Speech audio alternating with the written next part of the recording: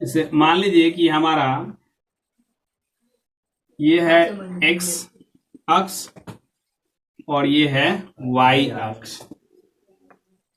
इस पर अगर कोई बिंदु हो, इस पर कहीं भी कोई बिंदु हो x अक्ष पर, तो उसका निर्देशांक पहले तो x का ही लिखते हैं ना। मान लीजिए यहां पर कोई बिंदु, तो यहां 1 2 3 4 कुछ भी तो होगा ना जी। तो अगर यहां बिंदु है ना, तो हम तो x का ही मान लिखेंगे जो होगा सो। तो इसका हम x लिख लेते हैं। क्या लिख लेते हैं? x का मतलब कि यहां पर जिस पर है वही बिंदु। तो x अगर y के किसके सामने है, यह जो बिंदु है y अक्ष दिखाई दे रहा है ना, y अक्ष के किस बिंदु के सामने यह बिंदु है? यह बिंदु जो है दिए हैं यहां पर y अक्ष के किस बिंदु के सामने है? 0 के सामने। तो x अक्ष पर किसी भी बिंदु का निर्देशांक x, 0 होता है। याद रखिएगा, x अक्ष पर किसी बिंदु का निर्देशांक x, 0। और y अक्ष पर अगर हम कोई बिंदु ले रहे हैं, y अक्ष पर मान लीजिए कि यहां कहीं भी बिंदु लें, चाहे यहां भी बिंदु लें, कहीं भी बिंदु लें y अक्ष पर, तो उसका निर्देशांक क्या होता है? तो देखो बाबू, सबसे पहले हमेशा याद रखिए कि x का ही लिखा जाता है। तो हम सबसे पहले x का ही ना लिखेंगे। तो x, y होता है, किसी बिंदु का निर्देशांक क्या होता है? x, तो इसमें x हमारा क्या होगा? 0 हो जाएगा। क्या हो जाएगा? 0। और y क्या होगा? y जिस बिंदु के सामने, मतलब जिस बिंदु को, जैसे 1 2 3 अगर 4 5 कुछ भी हो, यहां पर मान लीजिए 5 है, तो y के जगह पर क्या होगा? 5 हो जाएगा। तो इस तरह से y पर अगर y अक्ष पर कोई बिंदु है, तो उसका निर्देशांक हो जाएगा 0, y 0, x अक्ष पर किसी बिंदु का निर्देशांक x, 0 और y अक्ष पर किसी बिंदु का निर्देशांक 0, y 0 नहीं, 0, y होता है। अब देखिए, अब हम जानते हैं भुज। भुज तो आप लोग समझ गए हैं। भुज का मतलब क्या होता है? x किसी बिंदु का x निर्देशांक भुज और y निर्देशांक कोटि होता है। जैसे इसका एक और परिभाषा है, मान लीजिए कि ये 5 है, ये 6 है, और ये 1 है, 2 है, 3 है। अगर हम यहां पर कोई बिंदु दे दिए, मान लीजिए यहां पर बिंदु हम दिए, ठीक है, यहां पर बिंदु दिए, तो देखो बाबू, यहां पर ये कितना दूरी होगा? ये 6 है। टोटल कितना है? 6 है। मतलब y अक्ष से 6 इकाई दूर है यह बिंदु। y अक्ष से कितना इकाई दूर है? 6 इकाई है। और x अक्ष से कितना इकाई दूर है? 3 इकाई। तो देखिए, x अक्ष से कितना इकाई दूर है? 3 इकाई। इसका मतलब ये हो जाएगा 6, 3।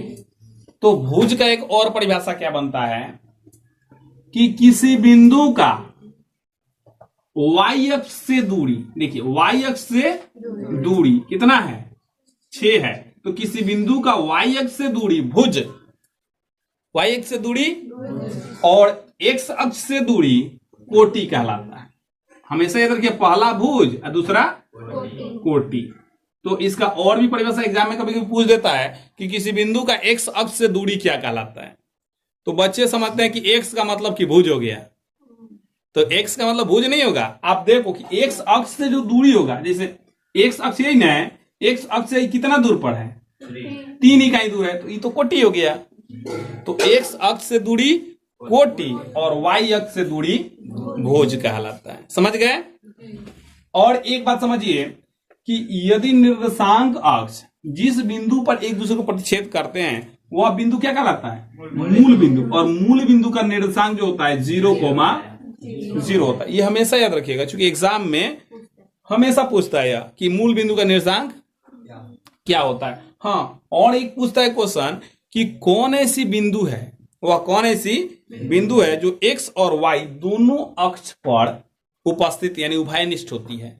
तो वही कहेंगे मूल बिंदु। क्या कहेंगे? मूल बिंदु। अब हमको जानना है मूल बिंदु से या दो बिंदुओं के बीच का दूरी हम कैसे निकालते हैं। तो देखिए, इसको मिटा दिया जाए, मिटा दे रहे हैं। देखिए, अब हम समझेंगे कि दूरी सूत्र के बारे में। आप लोग तो निर्देशांक समझ गए, पहले हम क्या लिखते हैं, एक्स वाला दूरी, पहले हम एक्स निर्देशांक लिखते हैं, उसके बाद वाई निर्देशांक लिखते हैं। अब हमको दो बिंदुओं के बीच का दूरी निकालना है, यानी हम कहेंगे दूरी सूत्र। क्या कहेंगे, दूरी सूत्र, यानी जिसको इंग्लिश में कहते हैं डिस्टेंस फॉर्मूला। देखिए बाबू, ये हमारा वाई अक्ष है और ये है एक्स अक्ष, X X dash O Y Y. अब देखो यहां पर हम कोई बिंदु, दो ठो बिंदु ले लिए, मान लो एक बिंदु यहां लिए, ठीक है, और एक बिंदु कहीं भी ले सकते हैं, यहां पर मान लीजिए कि हमने लिए, हाँ कहीं भी। इस हम पहले चतुर्थांश में लेते हैं, क्योंकि पहला चतुर्थांश जो है ना आसान है, ऐसे किसी भी चतुर्थांश में लिया जा सकता है, लेकिन पहला चतुर्थांश क्या होता है, थोड़ा सा आसानी से आ जाता है दूरी सूत्र से। हर चतुर्थांश के लिए दूरी सूत्र वही होगा जो इस चतुर्थांश से निकाला जाएगा। देखिए ये हम मान लेंगे कोई बिंदु ए और ये बी, इसके बीच का दूरी हमको बताना है, यानी ए बी कितना होगा, कितना इकाई होगा, यदि मीटर में हो तो मीटर में कितना होगा, सीएम में कितना होगा, किलोमीटर में कितना होगा, ये आप निकाल सकते हैं। तो रहने दे का अर्थ जो थे ना, वो डायरेक्टली कैसे जाकर नापना पड़ता, तो उन्होंने एक मूल बिंदु लिया, यानी दो गो अक्ष ले लिया, दो गो अक्ष का चुनाव किया, वहां से इसका माप बिना इस दोनों के बीच का दूरी मापे, यहीं से हम बता सकते हैं कि कितना दोनों के बीच का डिस्टेंस है। यानी समुद्र में अगर दो गो जहाज है तो दोनों के बीच का अगर डिस्टेंस बताना हो तो यही फॉर्मूला हम लोग यूज करते हैं, दूरी सूत्र। तो देखिए मान लीजिए कि यह एक्स के किसी ना किसी बिंदु पर होगा ना जी, तो हम इसको मान लेते हैं क्या, इसको मान लेते हैं x1, इतना दूर को क्या मान लेते हैं x1, एक्स के किसी ना किसी बिंदु पर होगा, और यह भी एक्स के किसी न किसी बिंदु पर होगा, तो इतना दूर को क्या मान लो, x2 मान लो। x1 x2 किसी को मान सकते हैं, आप मन कर तो इसी को x1 है, इसको x2 मान सकते हैं। अब देखिए यहां से यहां तक, अब यह बिंदु जो होगा, यह बिंदु का पहला x से दूरी हम बता दिए, y से अब दूरी बताओ, यानी y के किसी न किसी बिंदु पर होगा ना, तो इतना दूर क्या होगा हमारा, हाई y1 मान लो। देखिए इसको पहले हम क्या करते हैं कि यहां से एगो लंब खींच दे रहे हैं, इस पर क्या खींच दे रहे हैं, लंब, लंब एगो खींच दीजिए, ठीक है, और यहां से भी आप एगो लंब खींच दीजिए इस पर, थोड़ा सा ये इधर हो गया है ना, यहां हमारा बिंदु है, यहां पर आया लंब और ये यहां पर आया, ठीक है, ये लंब हमने खींच दिया दो ठो, हमको यही ना निकालना है, और यहां से सीधे आप यहां पर एगो लंब डाल दो, ठीक है। अब यहां पर हम कोई बिंदु ले लें C, ठीक है। अब देखो इतना दूर, अब ये दूरी जो होगा ये कहां से नापेंगे, y से नापेंगे ना, तो इतना दूर मान लो, इतना दूर हाई y1 हो गया, क्या हो गया y1, और यह दूरी जो होगा मान लो ये टोटल y2 हो गया। y से ही नहीं इसको लेंगे, हाइट जो डिस्टेंस लेंगे कहां से लेंगे, y से लेंगे, तो ये हो गया y2, और इतना दूर y1, इसका मतलब कि हाई हो y1 होगा, y1 होगा ना जी, ये y1 होगा इतना दूर, ये y1 है, तो ये भी चूंकि पैरेलल है ना, तो पैरेलल रेखाओं के बीच की डिस्टेंस क्या होती है, इक्वल होती है, इसलिए तो ये y1 ले लिए और ये y2 है। अगर ये कितना होगा, यहां से यहां तक, इसका नाम कुछ दे दो, डी, इसका ई, तो डीई कितना होगा, डीई कितना होगा बाबू, आप बता सकते हो डीई कितना होगा। इसमें से x2 में से अगर x1 को हम हटा दे रहे हैं तो हमको क्या पता चल जाएगा, डी पता चल जाएगा, तो इसको हम लिख सकते हैं x2 माइनस, ये हमारा डी से ई के बीच का डिस्टेंस हो गया x2 माइनस x1। इस प्रकार यहां से a से c के बीच का डिस्टेंस क्या हो जाएगा, तब वही हो जाएगा x2 माइनस x1 होगा ना। अच्छा ये टोटल है y2 और इतना दूर है y1, तो हाई कितना हो जाएगा, ये हो जाएगा y2 माइनस y1, यही हमारा BC हो जाएगा। अब देखिए आप एक समकोण त्रिभुज देख रहे हैं एबीसी में, समकोण त्रिभुज एबीसी में पाइथागोरस प्रमेय लगाइए। बीसी देख रहे हैं, बीसी पर क्या होता है, इधर लिखे हैं, देखिए इधर लिख रहे हैं चूंकि उधर दिखाई नहीं देगा। BC equal to under root क्या होगा, ए बीसी स्क्वायर, तो ए बी ना, ए बी हमको निकालना है, ए बी हमको निकालना है बाबू, क्या निकालना है, ए बी के बीच का डिस्टेंस निकालना है ना, तो ए बी हम लिखेंगे। ए बी इक्वल टू हो जाएगा BC square plus AC square, BC square plus AC square होगा। तो बीसी हमारा कितना है, देखिए y2 माइनस का दी प्लस x2 माइनस का दी। अब देखिए ये सूत्र हो सकता है y2 माइनस y1 का the whole square plus x2 minus x1 का दी, या इसको इधर लिखो या इसको ऐसे भी लिख सकते हैं x2 माइनस x1 का दी प्लस y2 माइनस y1 का दी होल स्क्वायर, ये फॉर्मूला हो जाएगा। अब देखो बाबू, अब यहां पर मान लो यहां पर अगर x2 है 3, ध्यान दीजिएगा इस पर, x2 है 3 और x1 है 5, तो इतना का स्क्वायर होगा नहीं, होगा ना जी। तो 3 में से 5 घटाएंगे तो क्या आएगा, -2 का भी स्क्वायर होगा, इसका मतलब ये क्या हो जाएगा, -4 कहां से होगा, 4 हो जाएगा, माइनस तो हट जाता है ना स्क्वायर करने पर। तो इसका मतलब अगर एक ये था हमारा x2 और ये था x1, इसमें से घटाकर स्क्वायर किए तो 4 आया। अगर हम x1 में से x2 को घटाकर तब स्क्वायर करें, मान लीजिए 5 माइनस 3 का स्क्वायर करेंगे, यानी 2 का स्क्वायर हुआ, ये वही हुआ 4। तो इसका मतलब आप x1 माइनस x2 कहो चाहे x1 माइनस x2 कहो, बात बराबर है।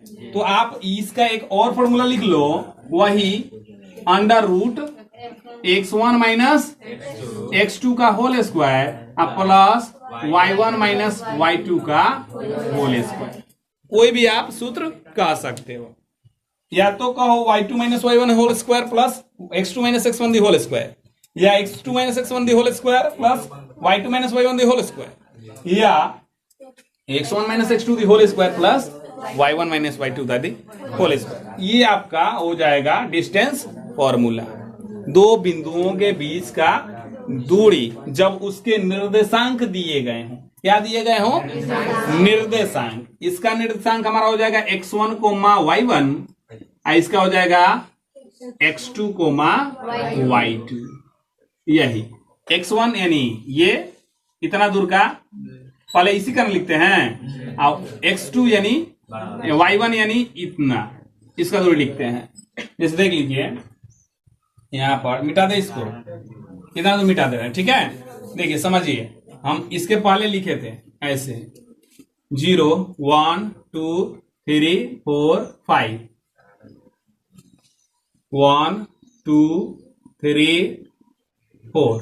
अब देखिए हम अगर कोई बिंदु लेते हैं यहां पर कोई बिंदु लेते हैं ना, तो पहले हम क्या लिखते हैं, देखिए यहां से यहां तक हम माने हैं x1, यानी हम क्या लिखते हैं, इतना दूर क्या है, 2 है ना, इतना 2 है ना, तो हम यहाँ पर 2 लिखेंगे कि नहीं। और उसके बाद कौन लिखते हैं, इधर का देखते हैं, इधर कितना दूरी पर है, तो क्या 3। तो देखिए ये वही बात यहाँ पर हमने लिखा है, x1 कोमा y1, पहला दूरी x निर्देशांक होता है और दूसरा y निर्देशांक होता है, इसीलिए ये हो गया इतना और ये इतना। यानी इस तरह से अगर कोई भी बिंदु का निर्देशांक दिए गए हो 2 को और उसके बीच का डिस्टेंस निकालने के लिए कहे, तो यही वाला सूत्र हम लोग अप्लाई करके और निकाल सकते हैं उसके बीच का दूरी, ठीक है। अब हम बताने वाले आप लोगों को मूल बिंदु से किसी दिए हुए बिंदु के बीच का डिस्टेंस कैसे निकालते हैं, उसका सूत्र कहां से निकलता है। देखिए बाबू, पहले समझिए उदाहरण को, उसके बाद इसी पर हम लोग कैसे सूत्र को निकाल दे रहे हैं ये हम बताएंगे। मान लीजिए कि आपके पास दो अक्ष है, X X dash Y Y dash. हम सबके लिए प्रथम चतुर्थांश यूज कर रहे हैं क्योंकि हर चतुर्थांश में बराबर होता है। देखिए, अगर हम यहां पर कोई बिंदु लिए और मूल बिंदु यहां है, कह रहा है क्वेश्चन कि मूल बिंदु से इस बिंदु के बीच का डिस्टेंस क्या होगा, दूरी क्या होगा। यानी मूल बिंदु से इस बिंदु को हम मिलाएंगे तो ये तो सीधा नहीं हुआ, देखिए मिलाएंगे तो ये सीधा मिल गया। यहां पर ओ नाम है, ठीक है, यहां पर कोई नाम रख दो, पी नाम रख दो या कुछ भी। इसके बीच का, अच्छा मूल बिंदु का निर्देशांक आप लोग जानते हैं क्या, 0,0। और इसका निर्देशांक तो हम इसमें से निकाल सकते हैं क्या, कि इसके x का किस पर है, 4 के सामने, y के 3 के सामने, यही ना, x के 4 के सामने, y के 3 के सामने। अभी आप लोग पढ़े हो डिस्टेंस फॉर्मूला यानी दूरी सूत्र, तो उस सूत्र से अगर हम o मान ले रहे हैं कितना, 0,0 और p 4,3, तो हम दूरी सूत्र से अगर इसको निकाल लें, दूरी सूत्र से अगर निकालें ओपी बराबर क्या होगा दूरी सूत्र से, तो हमारा होगा क्या कि इतना माइनस इतना का स्क्वायर, यानी x2 minus x1 square plus y2 minus y1 का, यहां पर देखो ये होता है x1 और ये होता है x2, ये होता है y1 और ये होता है y2। x2 माइनस x1 का हो चाहे x1 माइनस x2 का हो, जो हमको आसान लगेगा ना वही लिख लेते हैं। तो हमारा होगा 4 माइनस 0, 4 माइनस का स्क्वायर माइनस प्लस 3 माइनस 0 का 0 माइनस 4 भी लिख सकते हैं। मतलब क्या होता है, x निर्देशांकों का अंतर का वर्ग, x निर्देशांकों के अंतर का वर्ग, मतलब इसका पहला x होता है और दूसरा, तो x निर्देशांकों के अंतर का वर्ग प्लस y निर्देशांकों के अंतर का वर्ग, यही दूरी सूत्र होता है। तो देखो बाबू, यहां पर 0 हम घटाएं या चाहे जोड़ें, कोई फायदा है नहीं। तो देखिए यहां पर हुआ केवल क्या, 4 का स्क्वायर और ये क्या हुआ 3 का स्क्वायर, इसमें 0 घटाएं चाहे, तो ही हमारा 4 क्या है, देखो ये 4 क्या है, x है ना, है 4x है और 3 क्या है, y है। 3 क्या है बाबू, y है। तो हमारा दूरी सूत्र क्या बन गया, देखिए दूरी सूत्र हमारा बन गया 4 के ऊपर x का स्क्वायर, आप 3 के ऊपर y का स्क्वायर, यानी यही मूल बिंदु से दूरी हुआ हर बिंदु का जिसका निर्देशांक x, y हो। अगर किसी बिंदु का निर्देशांक x, y हो, मतलब 4 3 है ना, तो 4 का स्क्वायर प्लस 3 का स्क्वायर हो गया दूरी सूत्र। भाई वाला आपको इस सूत्र से नहीं निकालना है, मूल बिंदु से पूछे तो डायरेक्टली अगर कोई बिंदु दिया हुआ है जैसे 5 का है, 5 और 4, इसका हम कहें कि मूल बिंदु से दूरी बताओ, तो 5 का स्क्वायर प्लस 4 का स्क्वायर अंडर रूट में कर दो, इसका स्क्वायर करके जोड़ कर मूल निकाल दो, वही आंसर होगा। डायरेक्टली आपको दूरी सूत्र का प्रयोग नहीं करना है। कुछ भी निर्देशांक दिया उसका, अगर मान लीजिए कि दिया हो -3 4 का मूल बिंदु से दूरी बताओ क्या होगा, मूल बिंदु से, तो मूल बिंदु से क्या होगा, वही -3 का स्क्वायर प्लस 4 का स्क्वायर। अब इसका 9 प्लस 16 यानी 25 यानी 5, तो इसका भी 5 ही होगा, ठीक है। तो आप समझ गए मूल बिंदु से किसी दिए हुए बिंदु का बीच की डिस्टेंस कैसे निकालते हैं। तो बिंदु का जो निर्देशांक होता है ना, उसके निर्देशांकों का योगफल, दिए हुए बिंदु के निर्देशांकों के वर्गों के योगफल का वर्गमूल, वर्गों के योगफल का वर्गमूल मूल बिंदु से उस बिंदु की दूरी होती है। समझ गए, मतलब कि दिए हुए बिंदु का, दिए हुए बिंदु के निर्देशांकों के वर्गों के योगफल का वर्गमूल, वर्गों के योगफल का वर्गमूल मूल बिंदु से दूरी होता है। उस बिंदु की मूल बिंदु से क्या होती है, दूरी होती है। समझ गए, तो मूल बिंदु से दूरी आप लोग समझ गए। इसके बाद हम पार्ट 2 में आप लोगों को विभाजन सूत्र, त्रिभुज का क्षेत्रफल और बहुत सारा इसमें जो पढ़ने वाला चैप्टर है, यानी कोई बिंदु संरेख है या नहीं है, इसके बारे में, जो कि एग्जाम में बहुत आता है, इसके बारे में अगले वीडियो में आप लोगों को बताया जाएगा।